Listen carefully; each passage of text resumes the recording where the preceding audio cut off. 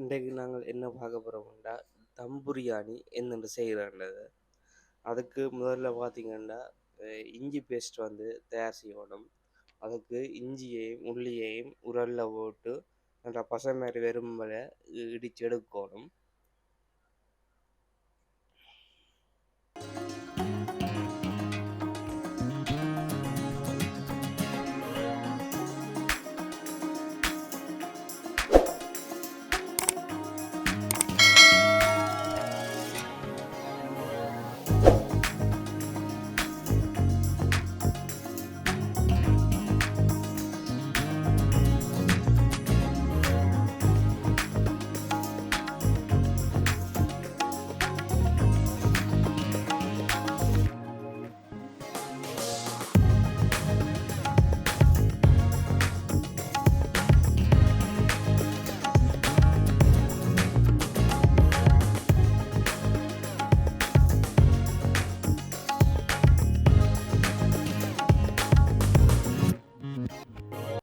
அதுக்கப்புறம் பார்த்தீங்கன்னா வெங்காயத்தையும் போட்டு வச்சுருக்கணும். அதோட தக்காளி பழம். அதுக்கப்புறம் பார்த்தீங்கன்னா ரச்சிக்கு, அதாவது கோழி ரச்சிக்கு வந்து பிரியாணி மசாலாவும் தயிரும் சேர்த்து நல்லா மிக்ஸ் பண்ணி அதை ஒரு குறிப்பிட்ட நேரம் ஊற வைக்கணும்.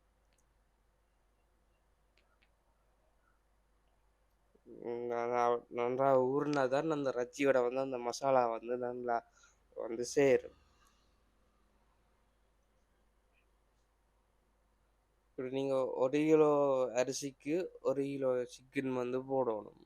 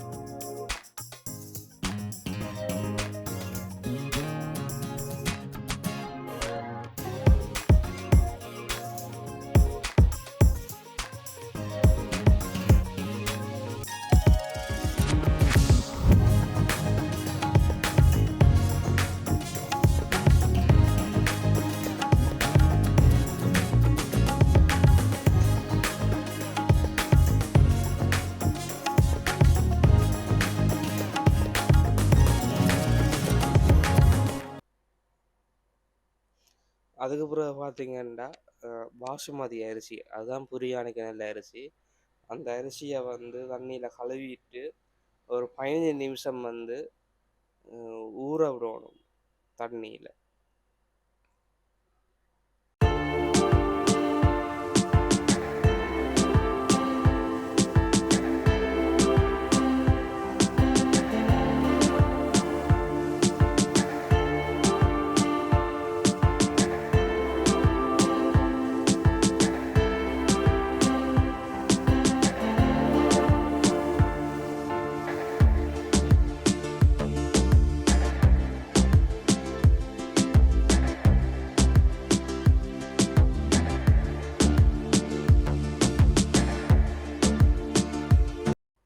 அதுக்கு பிறகு அடுப்பை வந்து தயார் பண்ணிட்டு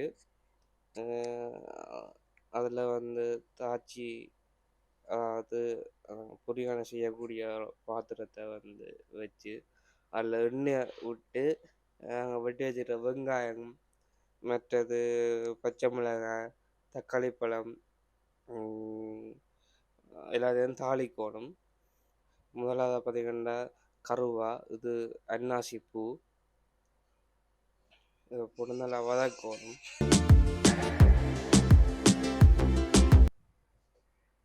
அப்புறம் பார்த்திங்கன்னா வெங்காயம் சேர்த்து வெங்காயத்தோடு வந்து பச்சை மிளகாயம் சேர்க்கணும். வெங்காயத்தையும் பச்சை மிளகாயும் போட்டு வதக்கி ஒரு கொஞ்ச நேரம் போக பார்த்தீங்கன்னா தக்காளி பழம் போடுவோம். தக்காளி பழத்தையும் போட்டு தக்காளி பழம் நல்லா கரைஞ்சி வரும் மட்டும் எண்ணெயில் போட்டு வதக்கணும்.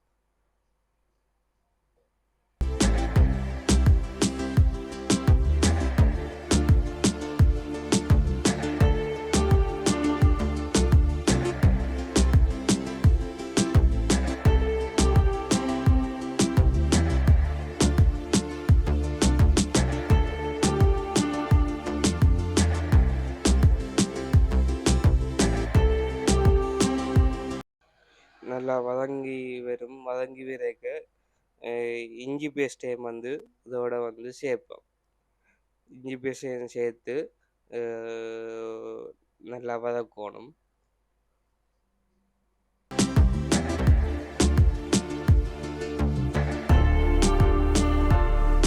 இப்போ பார்த்தீங்கன்னா தெரியும், தக்காளி பழமெல்லாம் நல்லா கரைஞ்சி இஞ்சி பேஸ்ட் எல்லாம் நல்லா சேர்ந்து வெங்காயம் எல்லாம் நல்லா வதங்கி வந்துருக்கு. இதெல்லாம் வதங்கி வந்த பிறகு அதுக்குள்ளே வந்து சிக்கனை போடுவோம். சிக்கனை போட்டு அது பிறகு தண்ணி விடுவோம். தண்ணி வந்து அளந்து விடணும். நாங்கள் வந்து இப்போ ஒரு கப் அரிசி போட்டோம்னா 1.5 கப் தண்ணி சேர்க்கணும். அந்த அளவில் நீங்கள் இந்த விகிதாசாரத்தில் நீங்கள் சேர்த்திங்கன்னா சரி. ஒரு கப்புக்கு 1.5 கப் தண்ணி விடணும். அந்த விகிதாசாரத்தில் நீங்கள் தண்ணியையும் விட்டு இப்போ அரைச்சி வந்து அவியும் மட்டும் நல்லா கொதிக்க விடணும். கொதித்து ரச்சி நல்லா அவிஞ்சு வரணும். ரச்சி நல்லா அவிஞ்சு வந்த பிறகு பார்த்தீங்கன்னா அந்த ஊற வச்ச பாசுமதி அரிசி இருக்குது தானே, அந்த அரிசியை வந்து இதுக்க போட்டு கிளறி விட்டுட்டு கிளறி போட்டு மூடி விட்ட வேண்டாம். ஒரு 15 நிமிஷத்தில் வந்து அரிசி நல்லா அவிஞ்சு நல்லா கலந்து வந்துடும். கலந்து வந்த அப்புறம் பார்த்தீங்கன்னா அரிசி மட்டத்துக்குள்ள தண்ணி நீக்கணும். கொஞ்சம் அவிஞ்சு வந்த அப்புறம் தண்ணி வந்து வற்றி வரும். அதில் நீங்கள் பார்த்து கொண்டிருந்தீங்கன்னா தெரியும்.